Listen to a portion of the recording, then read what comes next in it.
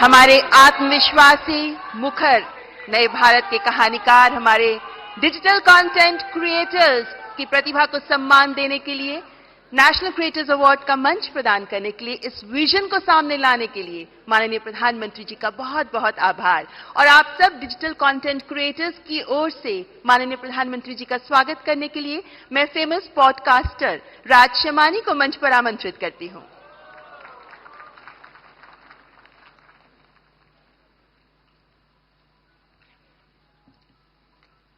I'm honored to introduce the next person on the stage who needs no introduction. But before I do that, I want you to thank your stars. शुक्र मनाओ guys कि ये content creator नहीं है, क्योंकि अगर ये होते तो हम सबकी दुकानें बंद हो जाती। Because जब ये रील बनाते हैं तो वायरल हो जाती है, जब ये ट्वीट करते हैं तो वो ट्रेंड बन जाता है, जब ये रेडियो शो पे जाते हैं तो वर्ल्ड का नंबर 1 रेडियो शो बन जाता है, जब ये कोई स्लोगन देते हैं तो वो हैशटैग बन जाता है। He does not write the trend, he is the trend.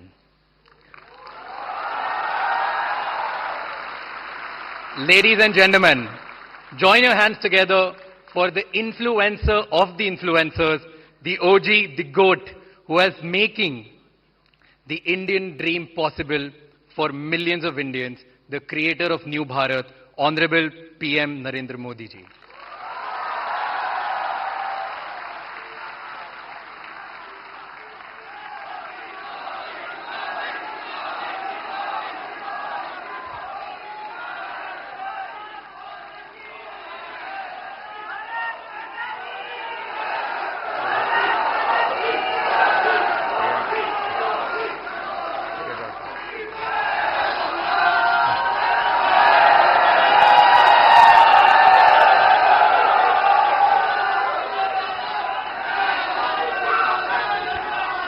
Thank you Raj Shamani.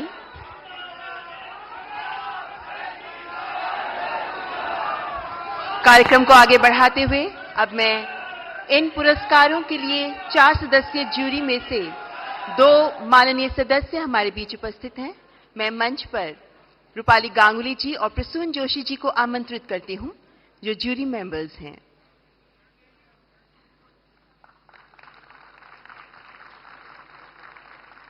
और अब अति आदरणीय प्रधानमंत्री जी के कर कमलों द्वारा पुरस्कार वितरण का शुभारंभ किया जाएगा। माननीय प्रधानमंत्री जी तथा माननीय मंत्री महोदय, आपसे अनुरोध करती हूं कृपया पुरस्कार वितरण का शुभारंभ करने के लिए मंच पर आगे आएं। The first category, the award for the new India champion, the award goes to Abhi and new.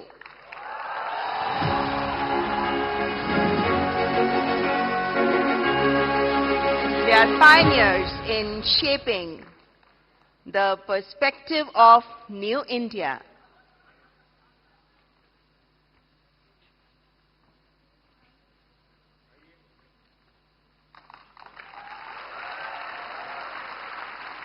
Through their insightful content and wide range of topics, they have raised awareness for New India.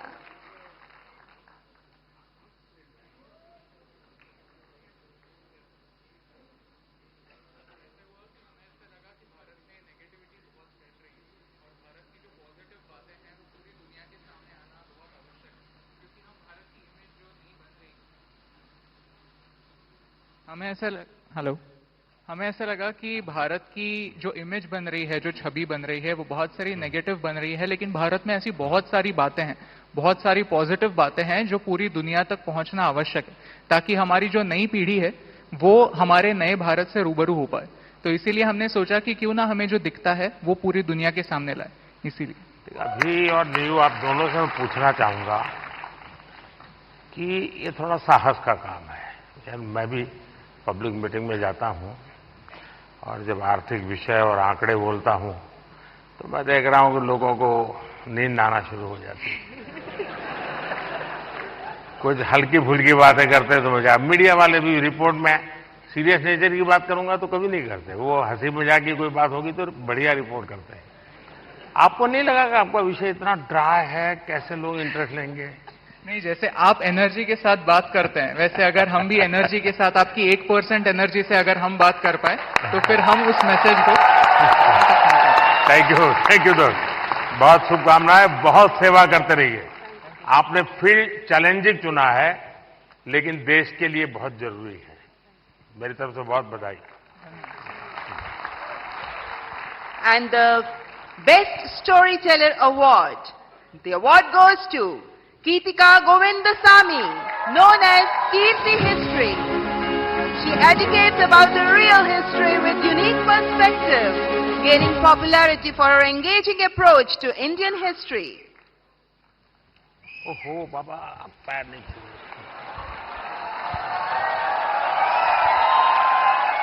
देखिए, वैसे politics में पता नहीं देश में परंपरा बन गई, लोग पैर छूते हैं। कला जगत में पैर छूना उसका भाव अलग है, लेकिन मैं बहुत डिस्टर्ब हो जाता हूं। और उसमें भी जब कोई बेटी, Thank you, sir. मैं सुनना चाहूंगा आपके विषय में कुछ। आई एम सॉरी, मुझे हिंदी समझ कर सकती हूँ, बट बोलने के लिए थोड़ा मुश्किल है। आपको जो मर्जी पड़े बोलो। ये देश बहुत बड़ा है, किसी न किसी कोने में तो आपको सुनने वाला मिल ही जाएगा। எல்லாருக்கும் வணக்கம். I would really like to appreciate our Honorable Prime Minister for the fact that you have taken up Tamil in a lot of stages and you said like Tamil. So I must start with Vanakkam. Yeah, vanakkam. So I'm really grateful for that. I always felt like it lacks a national platform which you brought here. So I'm really grateful for that, sir. I'm so honored. I'm just shaking. I don't know what to say. Thank you so much. नहीं, आपको अनुभव क्या आ रहा है जब आप, क्योंकि इतिहास से कुछ घटनाएं उठाती हैं और बड़ा, आप तो जहां से ये काम कर रही हैं थोड़ा तकलीफ वाला इलाका है, तो क्या फील करती हैं आप? I would say it's little complicated since history and politics are like interconnected. So it's like I get a lot of troll also, but that's fine. It's just share with the facts and all. Teenager का जो group है, हाँ। जो सबसे ज्यादा अपना समय यहाँ बिताता है, मतलब आप लोगों के लिए वो समय घटना करता है, उनको कौन सी चीजें ज्यादा अपीलिंग लगती है? They actually in my audience I have a lot of teenagers and they really watch things. इन सब के वो सारे खिलाड़ी टीनेजर्स ही है। That's true. So they really like things about the stories which talks the greatness of India. So that kind of stories they really like a lot. उनको अच्छा लगता है। Yeah. चलिए, People really feel proud of it. बहुत सेवा कर रहे हैं आप देश की। Thank you. Thank sir. You, Thank you so all the much. Best. So big applause for Geetika Govindasamy. And the next category is Disruptor of the Year Award. स्थापित मानदंडों को चैलेंज देकर नई राह बनाने वाले ये अवार्ड, जिसके विनर है Ranveer Allahbadia. We know him as Beer Bicep. He focuses on fitness, spirituality and lifestyle through his The Ranveer Show. बधाई हो। तो आज भी कुछ फिटनेस का मंत्र देंगे लोगों को? हैं? योगा करनी चाहिए, मेडिटेशन करनी चाहिए। तो फिर तो ये लोग कहेंगे कि मोदी जी की बात बता रहा है।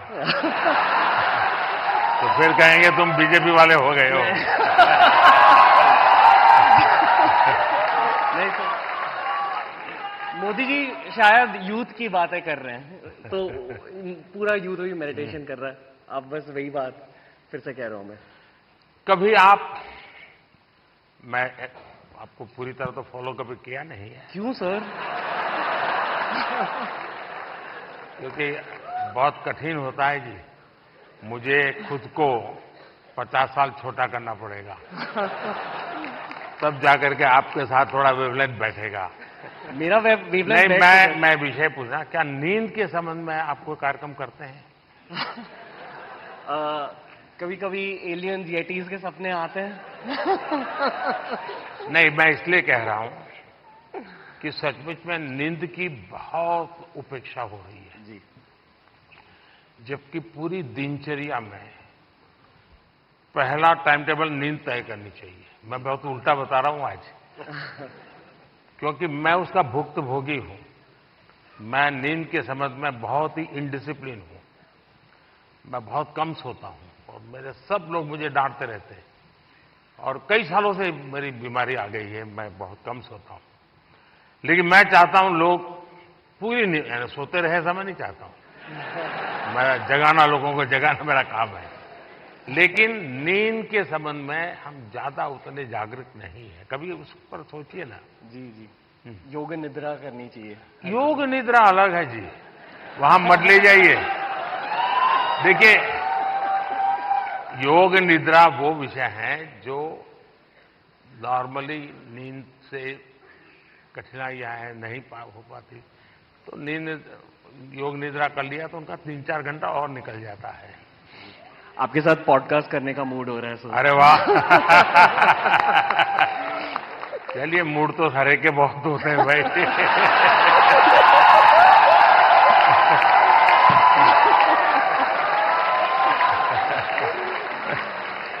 All the best. Thank you. और अगला पुरस्कार प्रकृति और पर्यावरण के प्रति समर्पित भाव से काम करने वाले ग्रीन चैंपियन अवार्ड, जिसके विनर हैं पंकति Pandey. As an ISRO scientist, Pankati amplifies the message of Mission Lifestyle for Environment.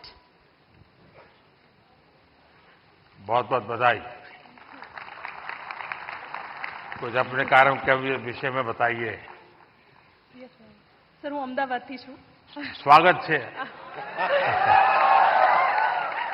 आप लोगों अहमदाबादियों की पहचान है क्या आप लोगों को? हम अहमदाबादी लोगों के लिए कहा जाता है, ये अहमदाबादी इसलिए बता रहा हूं, उनके लिए कहा जाता है, यानी कोई बुरा मत माने, क्योंकि आजकल ऐसा है कुछ भी बात बड़ा विवाद का विषय बन जाती है। लेकिन ये बचपन में जो सुनते थे वो मैं बता रहा हूं, मैं मानता नहीं हूं। एक बार रेलवे प्लेटफॉर्म पर ट्रेन आई, तो उसमें जो पैसेंजर था वो ऊपर के बर्थ पर था। तो उसने बाहर खिड़की में पूछा कि भाई कौन सा स्टेशन आया है? तो बाहर वाले ने कहा 4 आना दोगे तो बताऊंगा। तो उसने कहा मत बताओ, ये अहमदाबादी होगा। अच्छा बताइए। प्रकृति के बारे में बताती हूँ। हम बदलाव बहुत चाहते हैं दूसरी चीजों में, पर हम बदलाव कभी अपने आप में नहीं लाना चाहते हैं। वो सबसे डिफिकल्ट चीज होती है। तो मैं अभी यहाँ पे जो सब लोग उपस्थित है यहाँ पे, उनसे कहूंगी, एक चीज हम अगर हमारे वहां पे करें, हम अपने वेस्ट को ऑडिट करें। हम दूसरों का कचरा देखते हैं, पर हम क्या खुद निकालते हैं वो हम कभी नहीं देखते हैं। तो I request all of you to waste audit your dustbin, कि क्या हम हमारी लाइफ को जीरो वेस्ट बना सकते हैं। पूरे तरीके से नहीं, पर क्या हम कोशिश कर सकते हैं। Thank you so much. Mission life के संबंध में डिटेल स्टडी किया है आपने? मिशन लाइफ नहीं सर। मैंने एक यूएन सेक्रेटरी जनरल के साथ दुनिया के सामने एक मिशन लॉन्च किया है। क्लाइमेट, एनवायरमेंट, सर्कुलर इकोनॉमी, ये सारी बातों से हम परिचित है। और लोग दुनिया कहते हैं तुम ये मत करो, तुम वो मत करो। सारा मैं क्या करूंगा कोई कहता ही नहीं है। बिल्कुल। और इसलिए मैंने कहा है मिशन लाइफ। और मिशन लाइफ के पीछे मेरा इंटरेस्ट यही है कि आपकी लाइफस्टाइल ही एनवायरमेंट फ्रेंडली होनी चाहिए। हम क्या करते हैं, एसी कार में बैठ करके जिम जाएंगे, जिम में बिजली जला करके पसीना निकालेंगे, फिर एसी कार में बैठ करके घर वापस आएंगे और फिर 5 स्टार होटल में जाकर के एनवायरमेंट पर भाषण देंगे।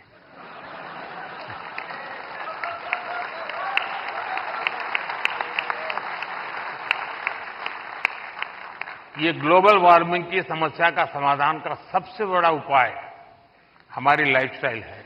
आपका यही मिशन है ना? यस सर, बिल्कुल। बहुत अच्छा ये काम कर रहे बदलाव हो। हमसे है। बिल्कुल। और अहमदाबादी है वेस्ट का बेस कैसे बनाना, इसमें एक्सपर्टाइज होती है। ये अहमदाबादी लोग एक भी चीज फालतू छोड़ते ही नहीं है।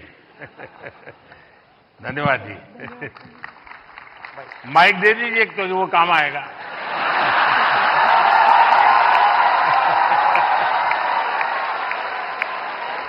And the next award, Best Creator for Social Change.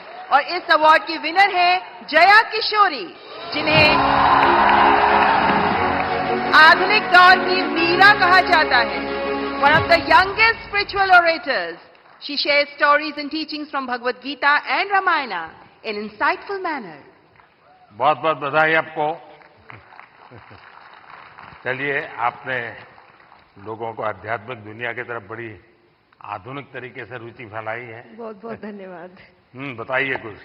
जी, मैं कथाकार हूँ, श्रीमद् भागवतम करती हूँ और गीता जी के ऊपर बातें करती हूँ, क्योंकि मेरा बचपन इन्हीं चीज़ों से गुजरा है और जो बदलाव मुझ में आया है, चाहे शांति, सुकून, खुशी, हर चीज़ को लेकर। और सबसे बड़ी बात, क्योंकि हमारी सोच है कि भगवान से जुड़ना तो बुढ़ापे का काम है, और मुझे लगता है सबसे गलत सोच है, क्योंकि सबसे ज्यादा अध्यात्म की जरूरत युवाओं को है।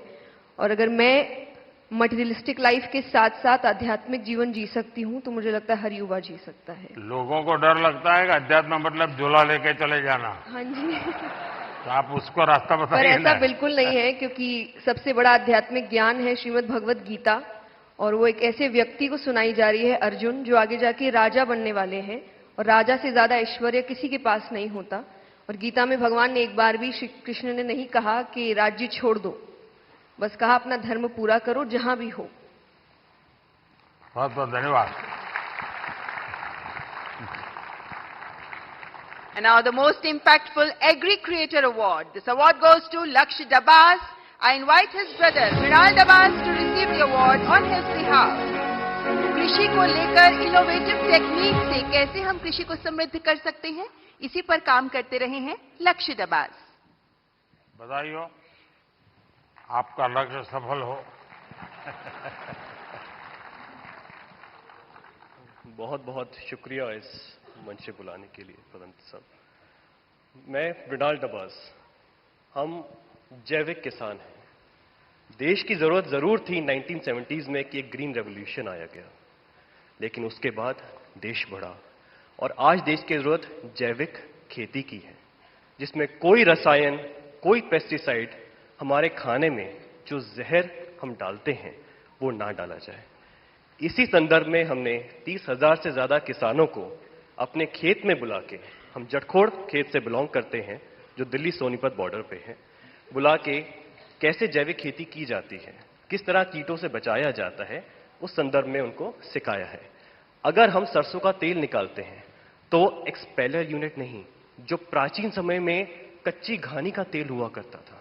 अगर हम गाय पाल रहे हैं, जर्सी एचएफ नहीं, जो हमारी देसी गाय है, गिर है, सहवाल है, थारपारकर है, राठी है, क्यों उसको ही हमें ज्यादा सेवा करनी चाहिए? और उसके दूध में और उसका जो घी बनता है, क्या उसमें ज्यादा प्रोटीन कंटेंट होता है और हमारे शरीर के लिए क्यों वो ज्यादा जरूरी है?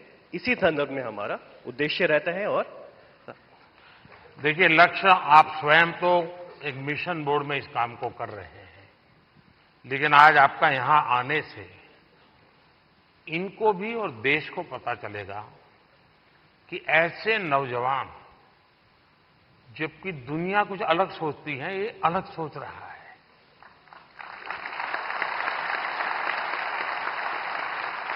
लोग लक्ष्य की मजाक उड़ाते होंगे, क्या यार तुम ये गाय पीछे पड़े हुए हो। उसके बाद भी वो उसको समर्पित है। आप कभी गुजरात के गवर्नर आचार्य देवव्रत जी से मिले हैं? नहीं सर, ये अवसर नहीं। तो मैं आपसे आग्रह करूंगा, एक बार उनके साथ बैठिए। वो एक मिशन बोर्ड में ये नेचुरल फार्मिंग पे काम करते हैं। कुरुक्षेत्र में उनका एक फार्म भी है, और गुजरात में करीब उन्होंने 3 लाख किसानों को नेचुरल फार्मिंग की तरफ ले गए हैं, और जो उसके रिजल्ट आए हैं बहुत ही एनकरेजिंग है। दूसरा, लोगों में एक भ्रम है जिसको आप ठीक कर सकते हैं। ऑर्गेनिक फार्मिंग और नेचुरल फार्मिंग दोनों अलग है। कुछ लोग कहते हैं कि ऑर्गेनिक फार्मिंग में शुरू में इनकम का बहुत लॉस होता है, उसके कारण कोई किसान हिम्मत नहीं करता। नेचुरल फार्मिंग में लॉस नहीं होता है और धीरे धीरे प्रोडक्टिविटी बढ़ती है, क्वालिटी बढ़ती है, एकरेज बढ़ता है। मैं चाहूंगा कि आप एक बहुत अच्छा काम कर रहे हैं, लेकिन मैं आपसे आग्रह करूंगा आप आचार्य देवव्रत जी से जरूर मिलिए। यूट्यूब पर उनके बहुत सारे लेक्चर्स हैं, आप उसको देखिए। बहुत बहुत शुभकामनाएं। And now the cultural ambassador of the year award, और इस अवार्ड की विनर हैं जानी मानी गायिका मैथिली ठाकुर। आपके ओरिजिनल सॉन्ग्स होते हैं और आप पारंपरिक लोकगीत के माध्यम से विभिन्न भारतीय भाषाओं में गाती हैं और हमारे देश की समृद्ध संस्कृति को सामने प्रस्तुत करती हैं। मैथिली ठाकुर। मैथिली नमस्ते। तो आज कुछ सुनाई दो और हो क्या? क्योंकि लोग मेरा सुन सुन के थक जाते हैं। बिल्कुल सर। अच्छा, थक जाते हैं ना? नहीं मतलब बिल्कुल मैं आपको सुनाती हूँ। और सबसे पहले सभी लोगों को महाशिवरात्रि की ढेर सारी शुभकामनाएं। और तो शिव जी का ही भजन कर लो आज। जी जी जरूर।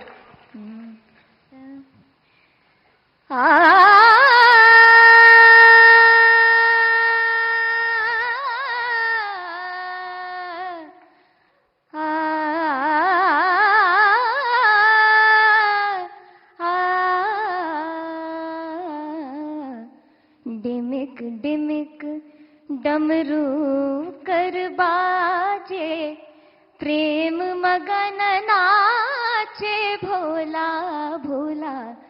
डिमिक डिमिक डमरू कर बाजे, प्रेम मगन नाचे भोला।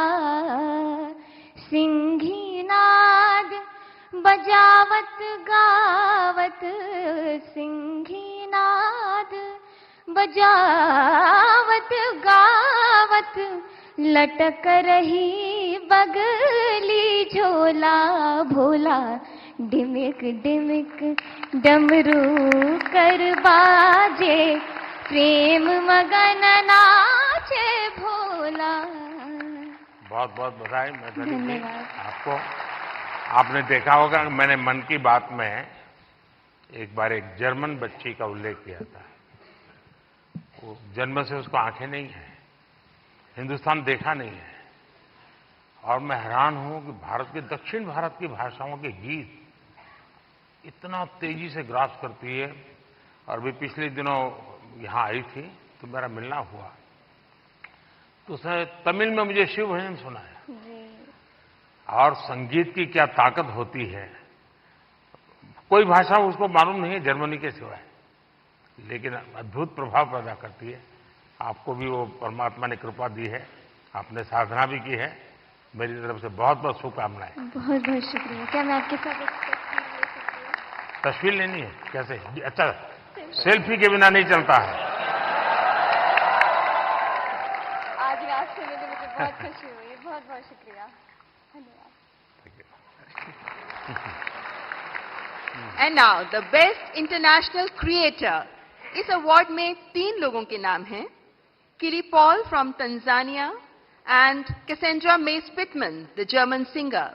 And we have one more award winner in this Best International Creator category, and he is Drew Hicks. He's an American with Hindi and Bhojpuri skills, and he's gained fame for fluent Hindi and Bihari accent. तो आप हिंदी भी बोलते हैं, बिहारी भी बोलते हैं। यहां लोग आपकी बिहारी सुनना चाहेंगे। मैं इतना नर्वस फील कर रहा हूँ कि लगता है भोजपुरी, हिंदी, इंग्लिश सब भूल गया मैं, बट कोशिश करूंगा। जो भी बोल सकते बोल लीजिए। नहीं, मैं बहुत खुश हूँ धन्यवाद अवार्ड के लिए, और मैं बस लोगों को खुश करना चाहता हूँ और भारत का नाम रोशन करना चाहता हूँ। अगर इसमें मैं सक्सेसफुल हूँ तो मैं खुश हूँ। ये टैलेंट कैसे आपको, कैसे इस तरफ रुचि बनी और कैसे आपकी जिंदगी यात्रा शुरू हुई? मेरा पापा actually BHU Banaras Hindu university में पढ़ाई किया था, तो मैंने बचपन में कुछ टाइम वहीं पे बनारस में स्पेंड किया और फिर पटना में वो एक्चुअली मिथिला पेंटिंग्स का भी बिजनेस में था कुछ टाइम के लिए। अच्छा। हाँ, तो फिर उसके बाद बचपन के बाद मैं वापस US गया, बट US में मन नहीं लगा, मेरे को लगा मुझको जल्दी घर वापस आना है, तो मैं आ गया। चलिए, आपको बहुत बहुत शुभकामना। आपका एक वाक्य भी इस देश के नौजवानों के लिए बहुत इंस्पायर करेगा। शुक्रिया, ऑल द बेस्ट। धन्यवाद। और हमारे देश के टूरिज्म पोटेंशियल को सामने लाने वाले बेस्ट ट्रैवल क्रिएटर अवार्ड के विनर हैं Kamiya Jaani, the founder of Curly Tales. हमारे देश के कई ऐसे पहलुओं को सामने रखा है जो अभी तक अनएक्सप्लोर्ड रहे हैं। So the beauty of India has been showcased by her in her videos. That's Kamya Jani. बहुत बहुत बधाई। Thank you so much. Thank you. Thank you. Kamiya जी बताइए। मुझे घूमने का बहुत शौक है और मुझे लगता है कि जब हम ऑफिस से थके आ रहे आते हैं या वीक भर पूरा काम करते हैं, वीकेंड में हमें एंजॉय करना चाहिए। जो इतनी ब्यूटीफुल नेचुरल ब्यूटी हिंदुस्तान में है वो एंजॉय करनी चाहिए। और मुझे लगता है भारत सबसे ज्यादा खूबसूरत देश है और यही ऑब्जेक्टिव है कि ग्लोबल मैप पर भारत नंबर 1 पर हो बस। और फिलहाल कंफ्यूज्ड हूं, लक्षद्वीप जाऊं या द्वारका? द्वारका आपको काफी नीचे जाना पड़ेगा। लेकिन वो मेरा अनुभव बहुत ही अद्भुत था। खैर, उसकी बात कभी फिर करूंगा, लेकिन मैं नहीं मानता सब टूरिस्टों के लिए कितना सुविधाजनक होगा। लेकिन अब जैसे मैं आदि कैलाश गया था, आदि कैलाश हमारा काफी ऊंचे टॉप पर है, और दूसरी तरफ मैं यहां द्वारिका में काफी मीटर नीचे चला गया पुरानी द्वारिका देखने के लिए।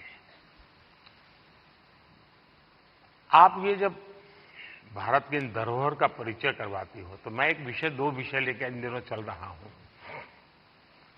उसमें आप जो क्रिएटर्स होते हैं मदद कर सकते हैं। एक हमारे लोग क्या करते हैं, जैसे कहीं चले गए सोमनाथ, तो बस में ट्रेन में अपनी कार से उतरेंगे, भागेंगे, और जैसे भगवान अभी कहीं जा रहे हैं तो पकड़ो। उनके दिमाग में यही रहता है, तो दौड़ो, पकड़ो, और फिर एक बार देख लिया तो इधर उधर छुट्टी। मैं कहता हूं भाई ऐसा क्यों करते हो? जहां जाते हो कम से कम एक रात रुकिए। टोटल जो आपका बजट है, टूर ट्रैवल का टोटल बजट है, कम से कम 5% 10% लोकल कुछ न कुछ चीज खरीदिए, लोकल प्रोडक्ट खरीदिए। अब फिर आप कहेंगे नहीं हमने पानी पूरी खरीदी थी, ऐसा नहीं। खाना वाना तो कंपलसरी है, खाएंगे, लेकिन कोई वहां की प्रोडक्ट, क्योंकि हमारे देश की जो ये भी एक सामर्थ्य है और वहां की इकोनॉमी को बहुत बड़ा बल मिलता है। अब जैसे मान लीजिए आप बद्रीनाथ गए और वहीं से थोड़ा एक 5 किलोमीटर दूर मणा गांव गए और मणा गांव से हैंडीक्राफ्ट खरीदा, तो हिंदुस्तान का वो पहला गांव, उसके बाद चाइना आ जाता है, वो पहला गांव, वहां के कुछ चीजें खरीद करके अपने गांव ले जाओगे, देश की एकता को हमेशा हमेशा बनाए रखने में काम आएगा। तो कभी आप ऐसे विषयों को भी अगर प्रमोट कर सकते हैं तो बहुत अच्छा होगा। बिल्कुल, बहुत सारे मंदिर कवर किए हैं मैंने अपने वीडियोस में, और आपका बहुत बड़ा थैंक यू, क्योंकि अब सारे ही मंदिरों को बहुत ही नया रूप मिल चुका है। So thank you for that. Thank you. And now let's recognize the best creator in tech category. और इसके विनर हैं टेक्निकल गुरुजी के नाम से जाने जाने वाले गौरव चौधरी। आपका पहला टेक चैनल है जो 1 करोड़ सब्सक्राइबर्स के मार्क को क्रॉस कर गया, and you even covered UPI in Paris. That's Gaurav Chaudhary.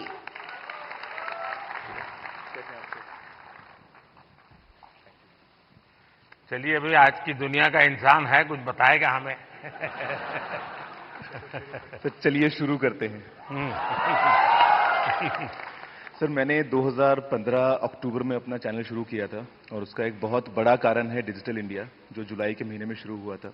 उससे 1 साल पहले जब आपने make in India programme start किया तो हमने देखा कि कैसे टेक्नोलॉजी के फील्ड में स्पेशली इंडिया, जो हमेशा से हम जानते हैं कि हम सभी का जो टैलेंट है वो तो बहुत अच्छा है ही, लेकिन जैसे हमने देखा कि हमारे देश में जब मैन्युफैक्चरिंग स्टार्ट हुई, जो बाहर की कंपनियां भी इंडिया में आ रही हैं, तो उससे मुझे लगा कि क्यों ना मैं अगर अपना थोड़ा नॉलेज शेयर कर पाऊं, तो बस वही स्टार्ट किया है सर।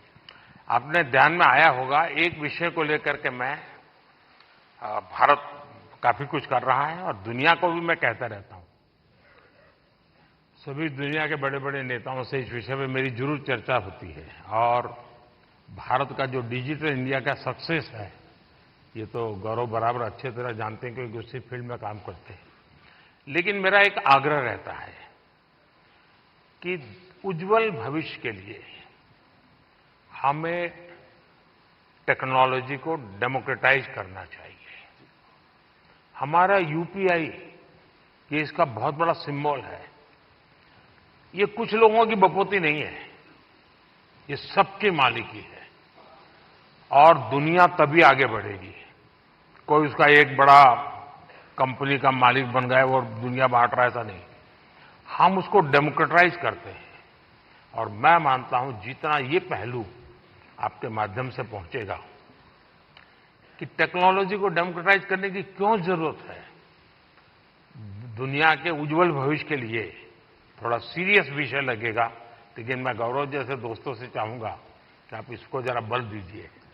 सर मुझे ऐसा लगता है कि टेक्नोलॉजी जो है वो हम सभी को एक ताकत देती है आज की दुनिया में। मैं अभी पेरिस में गया था पिछले हफ्ते और मैंने जब वहां की टिकट यूपीआई से खरीदी तो बहुत खुशी हुई और मुझे लगता है कि इंडिया के पास में वो सारे सॉल्यूशंस हैं जो पूरी दुनिया के देश जो हैं अपनी जगहों पे इंप्लीमेंट कर सकते हैं। तो जरूर से कोशिश रहेगी। बहुत बहुत बधाई। Thank you.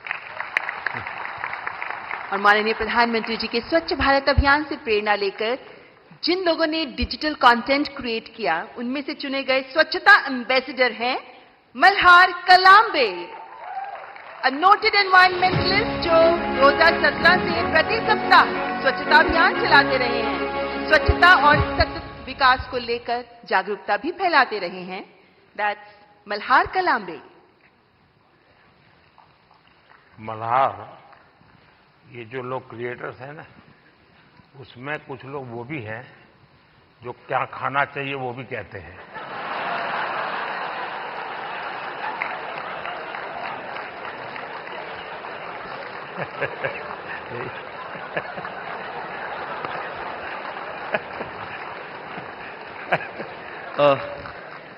इस पुरस्कार के लिए शुक्रिया। मैं बेसिकली एनवायरमेंटलिस्ट हूँ। हम पिछले 6.5 साल से मुंबई में स्वच्छता मुहिम चला रहे हैं, आप ही से प्रेरणा लेके। पिछले 6.5 सालों में हम लोगों ने 500 से ज़्यादा क्लीनअप ड्राइव्स ऑर्गेनाइज की है, 80 लाख किलो से ज़्यादा कचरा मुंबई से साफ किया है। बट इतने सालों में मैंने एक चीज़ देखी है कि लोगों को कचरा उठाने में शर्म आती है, लज्जा लगती है। कई लोगों ने मुझे कचरे वाला तक कहा है, बट मैं एक चीज़ में विश्वास रखता हूँ कि अगर देश साफ करना है तो हाथ तो गंदे करने पड़ेंगे। Thank you. बहुत बहुत शुभकामनाएं। और आपने युवकों को बड़ी प्रेरणा दी है और अच्छी अच्छी सेलिब्रिटीज उनके साथ जुड़ती हैं, काफी मेहनत करते हैं और नियमित रूप से करते हैं, ऐसा नहीं टोकनिज्म करते हैं। और उन्होंने एक वातावरण बनाया है। मैं आपको बहुत बधाई देता हूं, लेकिन फिर भी मैं चाहूंगा थोड़ा बट सर मैं एक चीज कहना चाहूंगा, अपने अंकित भैया के साथ लास्ट ईयर स्वच्छ भारत दिन के दिन क्लीनअप किया था। ये मेरी भी एक इच्छा है कि कभी आपके साथ क्लीनअप कर पाऊं। वाह, थैंक थैंक यू। जरूर जरूर मौका मिलेगा। और हमारी हर प्रकार की सफाई में काम आ सकता है। इस चुनाव में भी सफाई होने वाली है।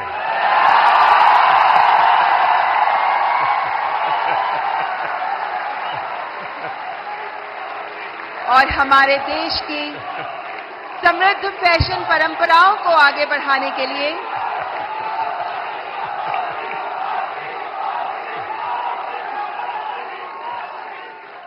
The next category heritage fashion icon award, और इस अवार्ड की विनर है जहानवीर सिंह।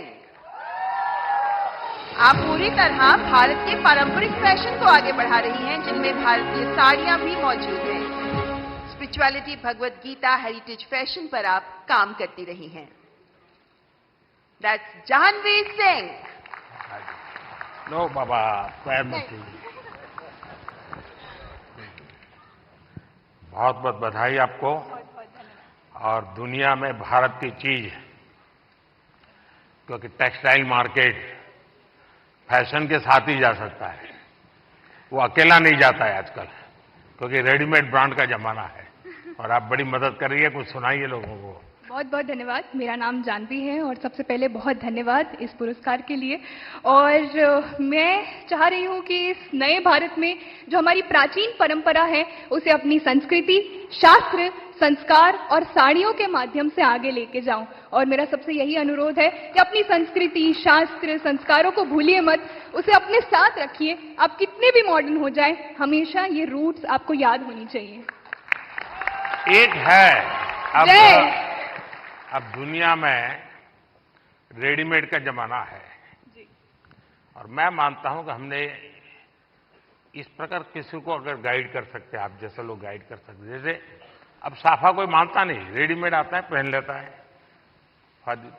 फोटो वोटो निकल जाती है। धोती मानता नहीं कोई, रेडीमेड आता है पहन लेता है। भारतीय जो वेश है उसमें भी साड़ी कठिन काम है पहनना। अगर उस आ रहा है थोड़ा बहुत, लेकिन मैं समझता हूं वो जितना ज्यादा प्रमोट होगा, दुनिया में बहुत बड़ा मार्केट बनने वाला है। तो उस दिशा में कैसे आप लोगों को इंस्पायर कर सकती है? तो मुझे लगता है हमारे देश में बहुत अलग अलग प्रकार के टेक्सटाइल्स हैं और उसको अपने वीडियोस से मैं प्रमोट करती हूँ। उसका पहनावा कैसा है, उसकी बुनाई कैसे की जाती है, टेक्सटाइल कैसा है, तो उसको आगे ले जाने का प्रयास है वीडियोस के माध्यम से, ताकि लोगों को पता चले कि हमारे भारत में इतने अलग अलग टेक्सटाइल्स और इतने सुंदर प्रिंट्स, वेराइटीज हैं जो हमें देश के सामने लानी चाहिए। और भारत एक सबसे सुंदर देश है और उसकी विरासत, उसकी परंपरा, संस्कार, संस्कृति, हर एक चीज बहुत सुंदर है। तो मेरा यही प्रयास है कि मैं उसको आगे लेके जाऊं। देखिए, भारत फैशन की दुनिया में लीडर रहा है। बहुत लोग हैरान हो जाएंगे अगर आज लोगों को लगता है मिनी स्कर्ट ये आधुनिकता की निशानी है, या पर्स ऐसे लटकाती है बहनें। आप अगर कोणार्क जाएंगे, सैकड़ों साल पुराने मंदिर का जो मूर्तियां बनी हैं, उसमें आपको एक मूर्ति वो भी दिखेगी जिसमें मिनी स्कर्ट पहना है बेटी ने और हाथ में पर्स है, ऐसे लटक रही है। यानी सैकड़ों साल पहले फैशन का वो नॉलेज यहां पर पत्थर तराशने वाले को भी था। यानी भारत की इन विविधताओं को हम दुनिया में ले जा सकते हैं। बहुत बहुत बधाई आपको। बहुत बहुत धन्यवाद। और बेस्ट क्रिएटिव क्रिएटर फीमेल की श्रेणी में पुरस्कार प्राप्त कर रही हैं श्रद्धा, जिन्हें मशहूर है अय्यो श्रद्धा के नाम से। आप अलग अलग भाषाओं में कॉमेडी प्रस्तुत करती हैं, हास्य कलाकार। दैट्स श्रद्धा। अय्यो श्रद्धा से मेरा दोबारा मिलने का मौका मिला है। बहुत बहुत बधाई। बहुत बहुत धन्यवाद। बहुत बहुत धन्यवाद। बहुत धन्यवाद इस पुरस्कार के लिए। और ये पुरस्कार ये एक्नॉलेज करता है कि जो लोग घर में एक स्मार्टफोन के जरिए कंटेंट बनाते हैं, वो भी एक स्किल है। ये एक्नॉलेज करता है ये पुरस्कार। इसका बहुत बहुत बहुत धन्यवाद। देश में अक्सर सामाजिक, राजनीतिक, औद्योगिक वजहों से परिस्थिति काफी गंभीर हो जाती है। मेरी कोशिश ये रहती है कि इसमें अगर एक ह्यूमरस पॉइंट ऑफ व्यू या हास्य रस मिलाया जाए तो एक पॉजिटिविटी फैलाई जा सके। जो भी परिस्थिति हो, आई थिंक हमारे देश के लोग इतने प्यारे हैं कि परिस्थिति कितनी भी गंभीर हो, हम हर चीज में मुस्कुराने की वजह ढूंढ लेते हैं। और मैं अपने कंटेंट से ये वजह दर्शाने की कोशिश करती हूँ। बहुत बहुत धन्यवाद। बहुत धन्यवाद। देखिए, बाजार से सब्जी कितनी बढ़िया क्यों ना लाए, उसमें जब तक तड़का नहीं लगता है ना, टेस्ट नहीं आता है। तो ये हास्य की चीजें जो है वो तड़का का काम करती है जिंदगी में। और आज आपकी स्पॉन्टेनिटी ने सबको फ्लोर कर दिया है। Thank you. Thank you so much. Thank you. Thank you. Thank you. And now let's recognize the best creative creator male, RJ Raunak, जो अपने प्रैंक के लिए जाने जाते हैं, अपने ह्यूमर, अपनी आवाज के लिए जाने जाते हैं। और अलग अलग टॉपिक्स पर बेहतरीन डिजिटल कंटेंट तैयार करने वाले आरजे रौनक। क्या आरजे, कैसे हो भैया? रौनक ने ही आरजे नाम पॉपुलर कर दिया। सर, मुझे लगता है कि आपने भी रेडियो को पॉपुलर कर दिया, तो उसके लिए बहुत बहुत धन्यवाद। और अक्सर जब मैं रेडियो में प्रोग्राम करता हूं और लोगों से रेडियो के बारे में बात करता हूं, और मुझे अच्छे से याद है जब मन की बात प्रोग्राम शुरू होने वाला था, तब हमने यही कहा था कि हमारी इंडस्ट्री में और एक व्यक्ति आ रहे हैं। हमने इतने सालों से काम किया, लेकिन शायद वो फर्स्ट डे से ही सारे रिकॉर्ड्स तोड़ देंगे, तो उसके लिए बहुत बहुत धन्यवाद। बहुत बहुत बधाई आपको। Thank you Modi ji. और सारी रेडियो फ्रेटर्निटी की तरफ से मैं आपको धन्यवाद कहूंगा, क्योंकि शायद यहां पर रेडियो का मैं इकलौता हूं आपके अलावा जिसको ये अवार्ड मिल रहा है। यहाँ बहुत लोग होंगे जो भी दुनिया में होंगे, और मैं पक्का मानता हूं कुछ लोग तो अपने गीत खुद ही रिकॉर्ड करते होंगे, फिर खुद सुनते होंगे, और घर में अगर माँ गुस्सा करती है तो सुनाते होंगे। बिल्कुल। सबकी तरफ से मैंने सोचा था पहले कि कभी मैं ऑनरेबल प्राइम मिनिस्टर से मिलूंगा तो मैं उनसे बउआ के स्टाइल में वही कहूंगा जो मैंने बहुत सारे हजारों लोगों को कहा है, सर नमस्ते सर, मैं बउआ बोल रहा हूँ। बहुत बहुत धन्यवाद सर। थैंक यू भैया। And now moving on to the best creator in food category, and the award goes to Kavita's Kitchen. एक हाउसवाइफ जो बन गई डिजिटल एंटरप्रेन्योर।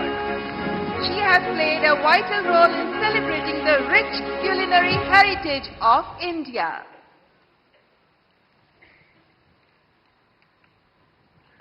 कविता जी, बहुत बहुत बधाई आपको। धन्यवाद सर। वो जो मल्हार है ना, उनको खाना बनाना हाँ, सिखाओ। उसको कुछ सिखाइए।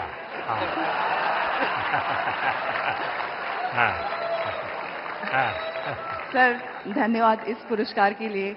और मैं खाना बनाना सिखाती हूँ लोगों को, और मैं चाहती हूँ कि घर के मतलब जो फैमिली मेंबर है वो घर के हर मेंबर को खाना बनाना सिखाए, क्योंकि कोविड के टाइम पे हमें पता चल गया कि खाना बनाना कितना जरूरी है सीखना। तो पढ़ाई के साथ साथ इसको भी हम अपनी लाइफ स्किल में ऐड करें तो ज़्यादा अच्छा होगा। और साथ में मैं चाहती हूँ कि जैसे स्कूल वगैरह में हम बच्चों को बाकी चीज़ें पढ़ाते हैं, तो उसके साथ अगर हम एग्रीकल्चर भी सिखाएं तो बच्चों को ये पता चलेगा कि एक अनाज उगाने में कितना मेहनत होता है, तो शायद उसकी वजह से फूड वेस्टेज कम होगा। और खाना बनाने में कितनी मेहनत होती है, तो उसकी वजह से भी वेस्टेज को हम रोक सकते हैं। तो ये मेरी सोच है, मैं चाहती हूँ कि ऐसा अगर हो तो फ्यूचर में अच्छा होगा। अच्छा हुआ आप इस काम को किया, और आपके कारण लोग जानेंगे, कि वरना हमारे गुजरात के लोगों का एक स्वभाव रहा है, वो सैटरडे शाम को कहीं के रेस्टोरेंट ढूंढते रहते हैं, फास्ट फूड। और फिर वहाँ मैक्सिकन कहाँ मिलेगा, पिछले सप्ताह मैक्सिकन दिया, इस बार इटालियन कहाँ मिलेगा। और अगर वो कुल्लू मनाली जाएंगे तो यार गुजराती डिश कहाँ मिलेगा।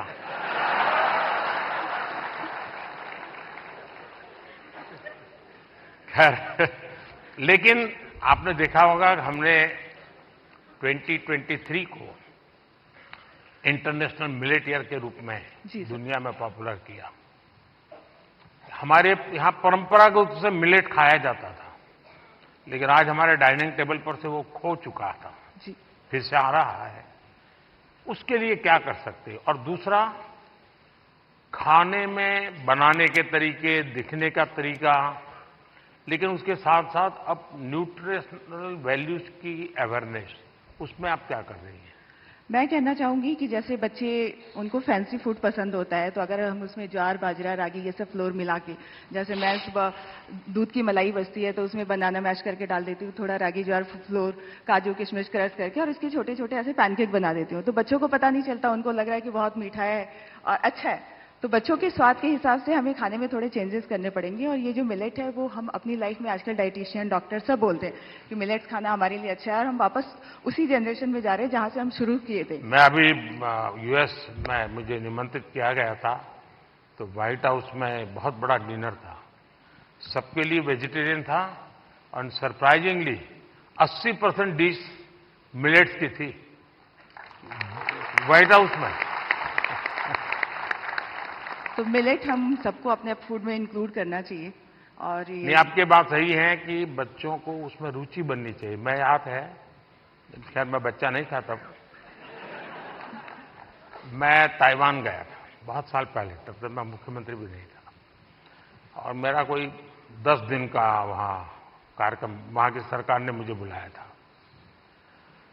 अब मेरे यहाँ से गया आइटनरी के साथ, no fish, no eggs, no meat, सब no no no no no. तो उनके लिए परेशानी थी, खिलाए क्या उसको।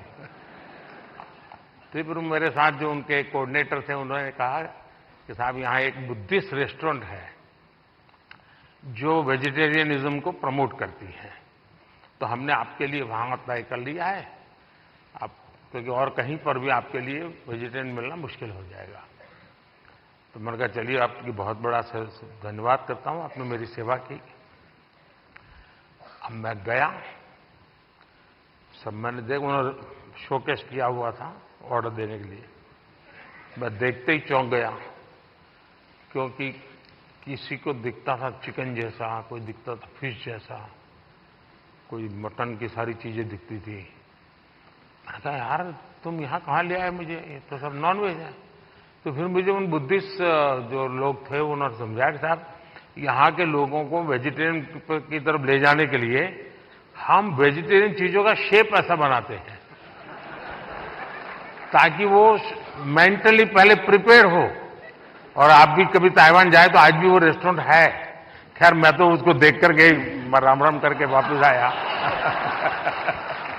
यही इस बात का मैं ध्यान रखूंगी अपने नेक्स्ट कुकिंग वीडियो में कि जो दिखने में नहीं, पोषण के लिए जितना ज्यादा बल दे सके मैं समझता हूं ज्यादा अच्छा होगा। जी सर, बिल्कुल। बहुत बहुत शुभकामनाएं। धन्यवाद सर। सर बैठो, क्या मम्मी ने बोला। And now the वाह, नमस्कार। ओहो, And now the best creator in the education category, और क्या, इस रूपाली? पुरस्कार के इस पुरस्कार के विजेता हैं टेक प्लस गैजेट्स के लिए जाने जाने वाले Naman Deshmukh. Naman technology, gadgets, finance, social media, marketing जैसे विषयों को कवर करते हैं, सामान्य भाषा में तकनीकी विषयों पर शिक्षित करते हैं। आपको नमन। बताइए नमन। पहली बात तो प्रधानमंत्री जी थैंक यू सो मच इस पुरस्कार के लिए। मैं एक्चुअली टेक रिलेटेड या फिर जो भी अवेयरनेस होती है उससे रिलेटेड वीडियोस बनाता हूँ, लोगों को अवेयर करता हूँ। जिस तरीके से इंडिया में टेक्नोलॉजी या फिर बाकी की चीज़ें बढ़ रही हैं उस तरीके से बहुत सारे स्कैम्स भी बढ़ते जा रहे हैं, जहाँ पे कई सारे ऐसे भी लोग हैं जो शायद अपना बैंक अकाउंट तक खाली करवा देते हैं कुछ स्कैम्स के कारण। तो उस टाइप की वीडियोस रहती है मेरी। प्लस इतनी सारी गवर्नमेंट की स्कीम्स होती हैं जो लोगों तक नहीं पहुंच पाती है, तो उसकी अवेयरनेस वगैरह पे हम लोग जो है वीडियो बनाते हैं। ये बहुत अच्छी बात है, क्योंकि एक प्रकार से लोगों को जगाने का काम है। अदरवाइज लोग अच्छे से अच्छा मोबाइल खरीदने के तो शौकीन है, लेकिन सेफ्टी सिक्योरिटी के लिए क्या क्या करना चाहिए कुछ पता ही नहीं होता है।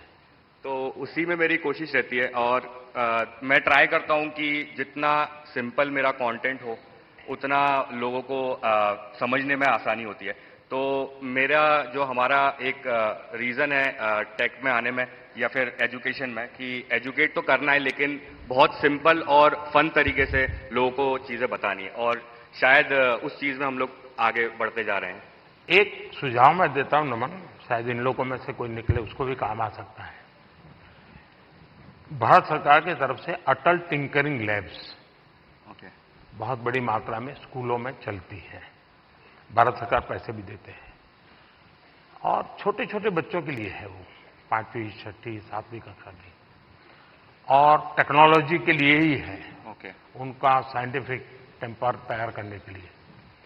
लेकिन मैं उन दिनों इन बच्चों को जब मिलता हूं, क्या चीजें बना बना के लाते हैं, क्या सोच करके लाते हैं।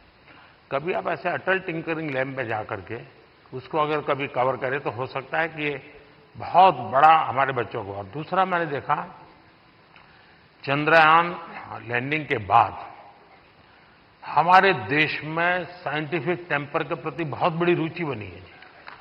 बच्चों को लगने लगा है कि हमने साइंस मैथ की दुनिया में जाना चाहिए। और ये आप लोग जो क्रिएट करते हैं चीजें, हमारे बच्चों को साइंटिफिक दुनिया में जाने के लिए प्रेरित करने वाली जितनी चीजें करेंगे बहुत बड़ी सेवा होगी। प्रधानमंत्री जी, मैं ये आपकी जो बात है वो ज़रूर मतलब उस चीज़ पे भी मैं वीडियो बनाने वाला हूँ फॉर श्योर।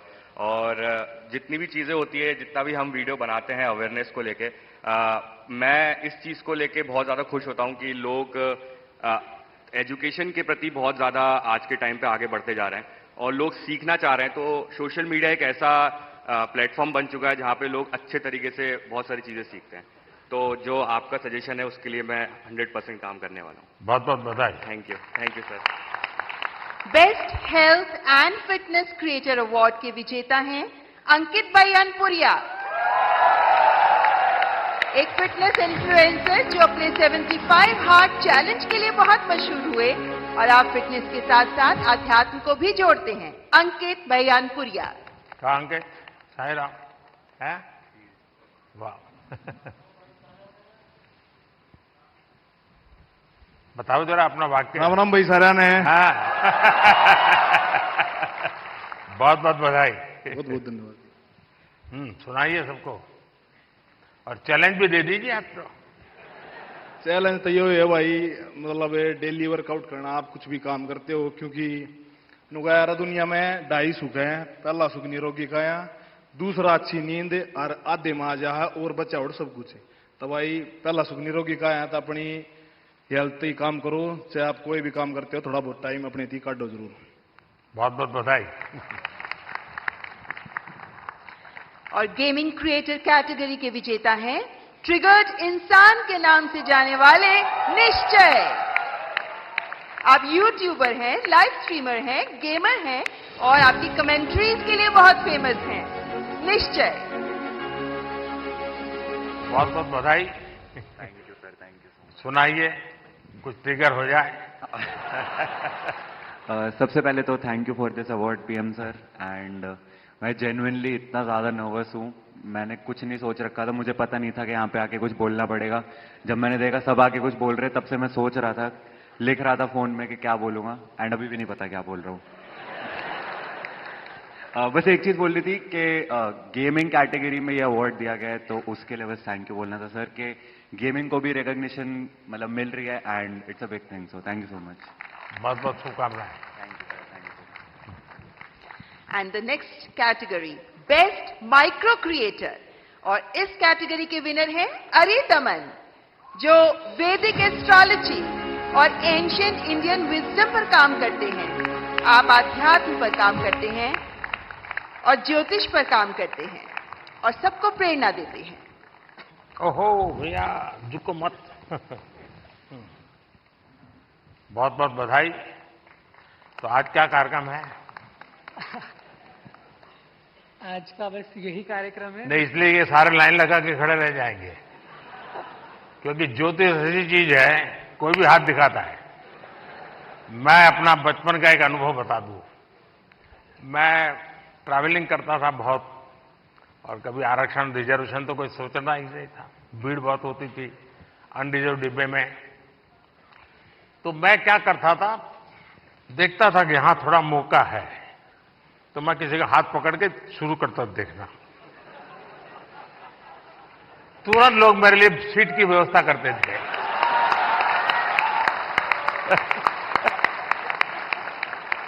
आइए आइए बैठिए। अब आप बताइए। लक्ष्मी हयवदन परब्रह्मणे नमः। सभी को मेरा सादर नमस्ते। और पहले मैं ये बताना चाहूंगा कि मैं ज्योतिष की वीडियोस नहीं बनाता हूं।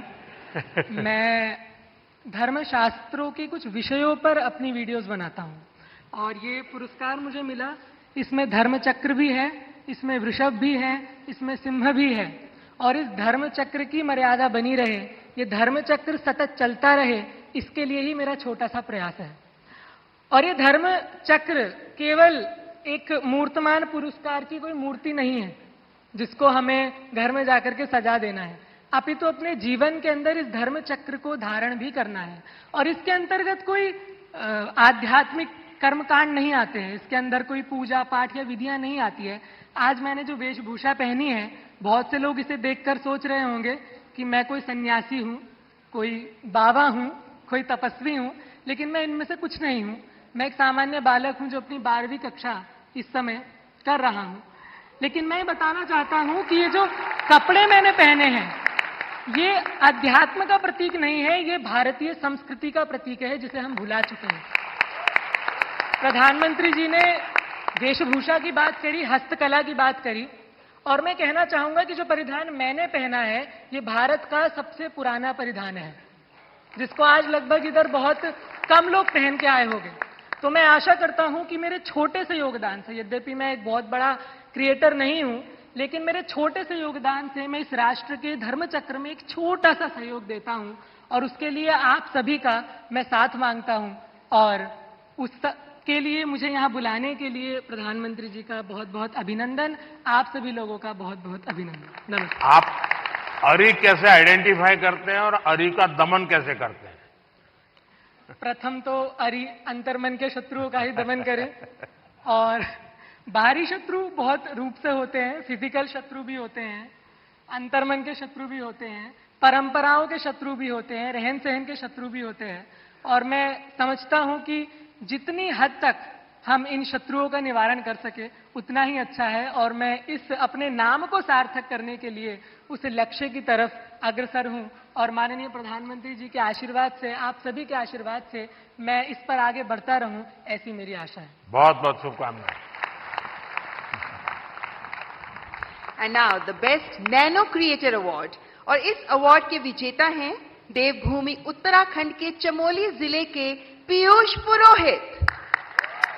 पीयूष जो स्थानों की, लोगों के और उन क्षेत्रीय त्योहारों के बारे में बताते हैं जिनके बारे में लोगों को बहुत कम पता होता है। जोरदार तालियां पीयूष पुरोहित के लिए। पीयूष, बधाई हो। सुनाओ। सर, मैं उत्तराखंड से हूँ और चमोली से हो। हाँ जी।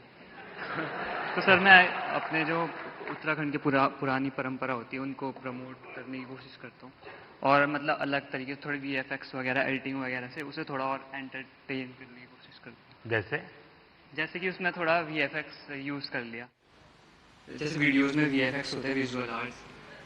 मैंने मन की बात में एक बार लोगों को अपील किया था किसी और राज्य के गीत को गाइए, और चमोली का जो गीत है एक, वो केरल की बच्चियों ने स्कूल में गाया था, बहुत पॉपुलर हो गया था।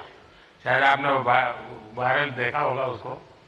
चमोली का वो गीत बड़ा फेमस है, लोगों के स्वागत के लिए गाया जाता है। बहुत बहुत बधाई हो आपको। हाँ, कहिए। कोई बात नहीं, सब फर्स्ट टाइम वाले ही हैं।